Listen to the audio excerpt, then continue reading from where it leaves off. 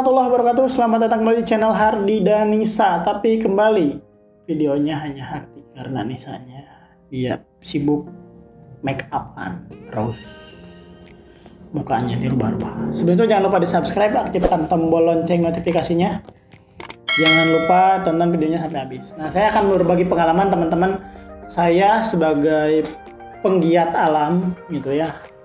Bagaimana sih saya bisa suka sekali dengan kegiatan-kegiatan alam. Dulu tahun berapa saya lupa, waktu saya SMP kelas 2 itu saya sudah mulai suka dengan yang namanya main ke air terjun atau di Sunda bisa disebut curug. Ya, saya main ke curug dan di sana saya sudah mulai masuk ke gunung ke alam ya, yang treknya juga mulai masuk ke hutan hujan tropis yang ada di Indonesia. Salah satunya itu adalah Curug Bibijilan yang ada di Nyelindung, ini fotonya. Nah, dan selanjutnya itu saya main ke beberapa curug seperti Curug Ciberem yang ada di Sukabumi, ini fotonya. Nah, terus di SMP itu saya paling main ke bukit belakang sekolah dan lumayan lah, treknya juga rimbun banget dan naik turun atau semua jalan-jalan saja. Nah, setelah itu saya masuk ke SMK. Waktu itu saya sekolah di salah satu SMK negeri yang ada di Sukabumi. Di situ saya masuk ke Pramuka, dan di Pramuka itu saya masuk ke Sakawana Bakti yang memang dia fokus ke kehutanan gitu ya. Nah, sebelum masuk pun saya sudah sering main lagi ke beberapa spot seperti gunung-gunung ya, masih gunung, bukan gunung, bukit ya. Bukit yang dekat-dekat lah, karena waktu itu belum ada keberanian juga buat naik gunung dan barang-barangnya kayak belum tahu seperti apa safety-nya, prosedurnya untuk naik gunung. Nah, di Wanabakti saya diklat waktu itu di situ gunung belum seperti sekarang ada suspension bridge. Saya dididik di sana oleh kakak-kakak Wanabakti itu sekitar 3 hari ya. Wah, di sana pendidikan pertama saya ya. Mungkin kalau teman-teman pengen tahu, silahkan komen bagaimana pendidikannya, saya nanti akan cerita. Nah, terus selanjutnya setelah masuk Wanabakti, di sana saya mulai belajar caranya konservasi, sumber daya hewani, nabati, dan lain sebagainya, bagaimana menjadi jagawana, dan lain sebagainya. Di situ saya mulai dari kakak-kakak saya itu diajak nyucrug Curug Bibijilan. Jadi kalau Curug Bibijilan itu ada tingkatannya sampai ke bawah tuh berapa tingkatan saya lupa, 7 atau berapa. Saya dari bawah naik sampai ke atas, nanjak semua. Nah, di situ wah ternyata ramai juga main di alam gitu. Wah, apalagi sudah nyampe curugnya di situ. Nah, setelah itu lengser ke Dewan Saka, waktu itu Kak Heri diganti jadi kepengurusan saya dan teman-teman, Sofian juga sahabat saya. Nah, di situ saya bikin pendakian pertama saya tahun 2012 ke Gunung Gede Pangrango. Waktu itu juga ada Kak Age, Kak Akbar, dan lain sebagainya yang ikut dalam pendakian itu. Saya jujur pertama kali, tapi saya juga proses pendaftaran SIMAKSI melalui waktu itu Booking Taman Nasional Gunung Gede Pangrango. Dulu belum seperti itu, kita harus datang dulu untuk mengambil SIMAKSI ke Taman Nasional. Nah, dan si Iksan juga ternyata waktu itu saya lupa ditemenin sama si Iksan. Saya dulu waktu pertama kali naik itu naik lewat Pondok Halimun atau Salabintana. Bayangkan teman-teman, naik pertama kali lewat Pondok Halimun Salabintana itu maghrib dan nyampe Ciletik itu beberapa saya lupa, dari Ciletik baru ke alun-alun.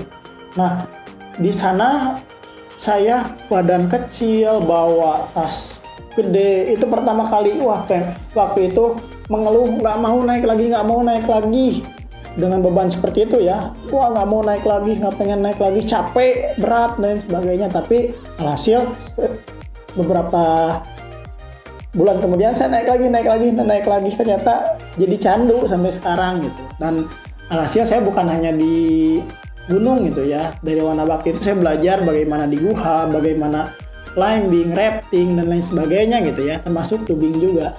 Nah, terus dari Wanabakti beberapa kali juga saya bawa tamu ya ke Gunung Gede lewat Salabintana.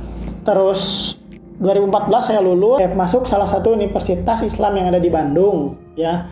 Nah, terus di sana saya masuk Pramuka juga, salah satu organisasi kepencinta alaman yang ada di Bandung yang terbesar di Indonesia salah satunya gitu ya. Tahu lah teman-teman mungkin ya apa organisasinya.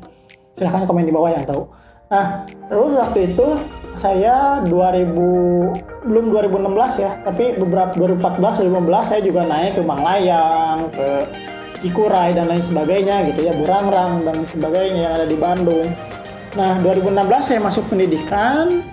Nah, di situ ilmu saya makin bertambah lagi. Bagaimana memanajemen perjalanan yang waktu itu mungkin belum sempurna, saya sempurnakan di organisasi ini.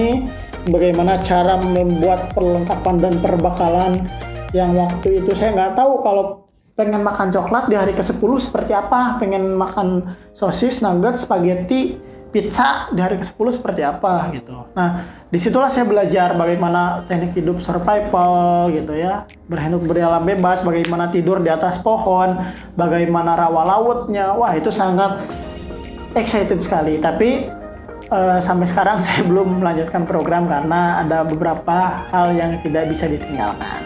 Nah, disitulah akhirnya saya mulai rutin lagi ke gunung, mulai belajar navigasi darat, survival dan lain sebagainya. Sampai sekarang saya naik gunung ke alam, apalagi sekarang memberikan wawasan kepada istri yang harus dilakukan di gunung itu seperti ini, yang tidak boleh dilakukan itu seperti ini, apa yang harus kita persiapkan, apa yang harus kita lakukan di gunung, bagaimana ketika kita seperti ini, keadaan seperti ini, apa saja perlengkapan yang harus kita bawa. Nah, saya belajar setelah masuk di organisasi itu dan saya mendalami gitu ya. Saya juga belajar sharing dengan beberapa sahabat saya, beberapa teman-teman saya tentang kegiatan hidup di alam terbuka.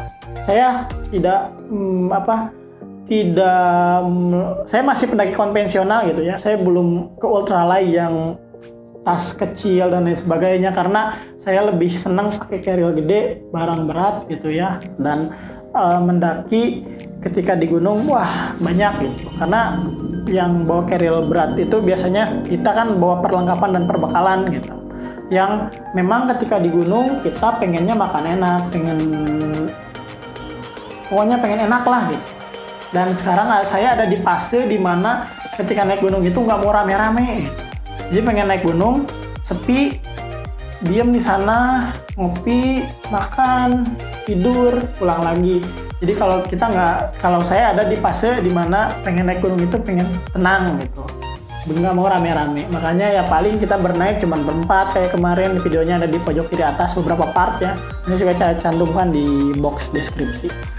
Itu teman-teman pengalaman saya bisa naik gunung dan bisa memberikan wawasan kepada teman-teman tentang mountaineering atau naik gunung. Itu saja teman-teman, terima kasih yang udah menonton. Jangan lupa di subscribe, aktifkan tombol lonceng notifikasinya, support video ini, YouTube channel ini bisa 10.000 subscriber ya.